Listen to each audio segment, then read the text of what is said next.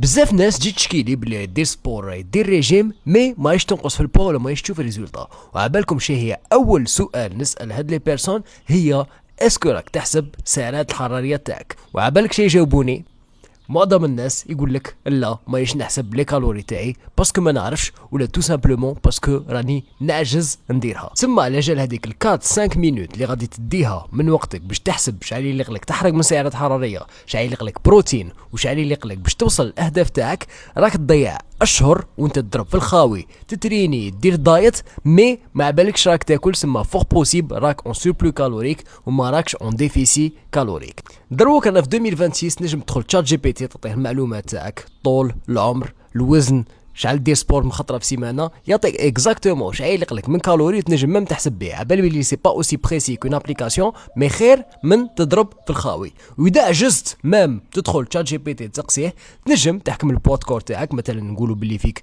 70 كيلو تضربها فوا 26 غادي تعطيك شحال يليق لك من سعره حراريه باش تنقص في الميزان.